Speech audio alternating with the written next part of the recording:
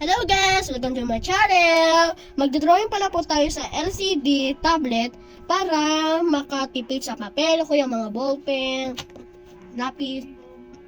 Magdodrawing po tayo ng imagination. Kung gusto niyo po maabutan lahat ng mga bagong video ko, mag-like, share, and subscribe naman dyan! Mag-start na po tayo. Ang gagawin po natin ay magdodrawing po tayo ng parang ibon. Ay, mali. Yan. Tapos, i-diretso nyo lang dito. Tapos, next naman dito. Yan. Next, guguhit natin dito. Ito ang magsisilbi niyang tiyan. Next naman yung dito, ulo niya. Parang agila siya. Yan, lalagyan natin siya syempre ng tuka. Paano siya makakain? Yan, next, pag ganyan.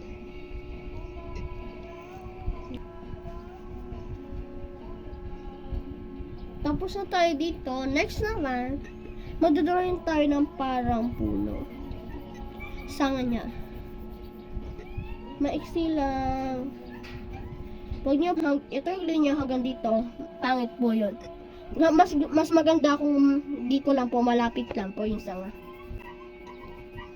Yan. Next, magdodrawing lang po kayo ng mga ganyan. Puno lang po ng sanga. Kung gusto niyo po, sundan niyo na lang po ang aking mga ginagawa. Next, tapos naman po, magdodrawing naman tayo yung parang totoo niya talagang puno. Curve natin. Yan. Yan, tapos i-curve natin para may design. Pagkatapos natin i-curve,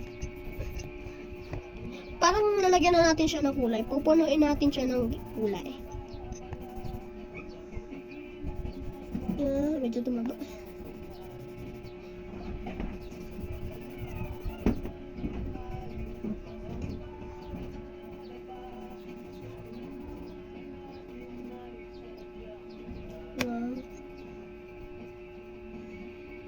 Tapos na tayo sa ibon kulayan. Next naman yung dito sa puno.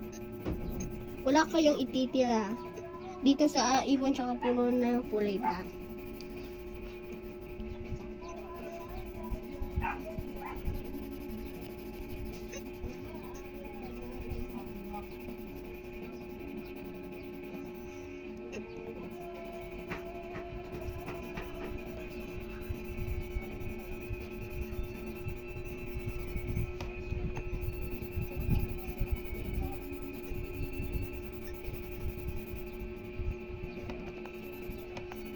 Malapit na natin siya mapuno ng kulay o kaya rainbow.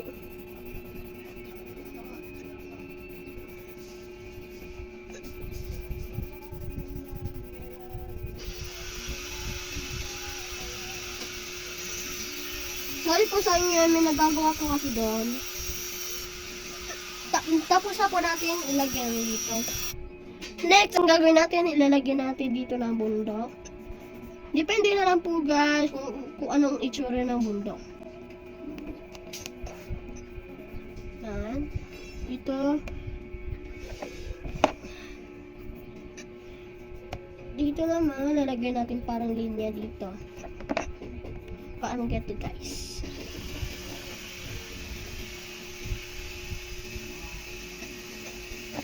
Yan.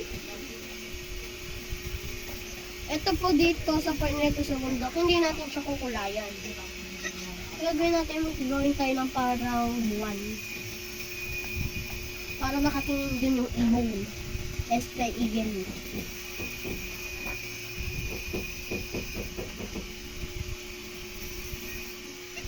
Yan.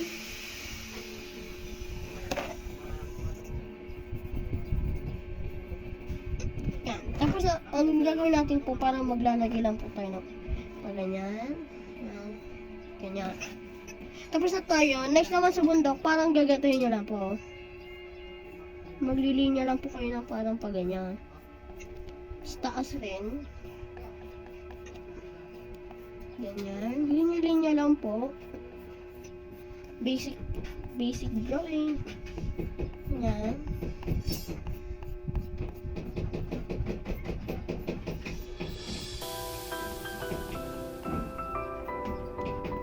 Yan. Tapos na natin ito i-fill. Next naman, maguguhit lang po kayo ng parang pagayan. Ito po yung magsisilbi na maliliit na mga puno.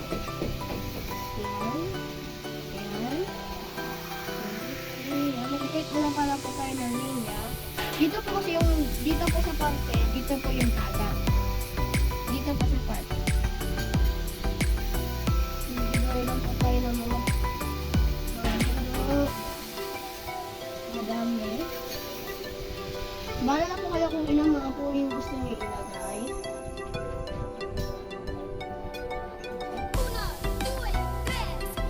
Next po, para i-gigitin lang niya lang po. Basic. Para i-gawin niyo lang po.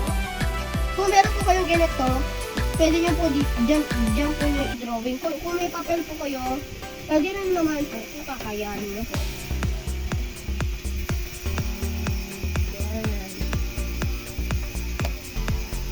Okay lang po kahit pangit yung pagkikitin nyo, at least maganda.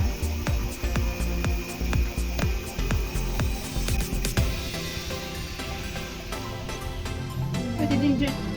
Yan. So, iparang isusmash-dash ka lang. Ding.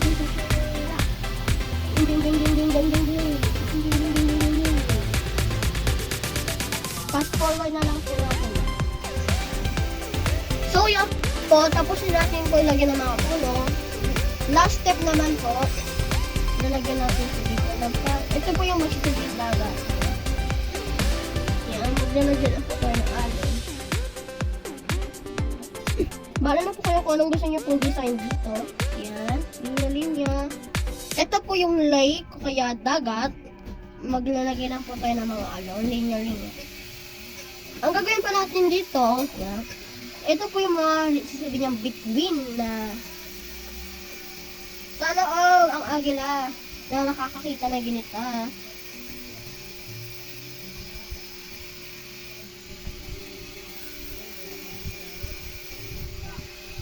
Yan.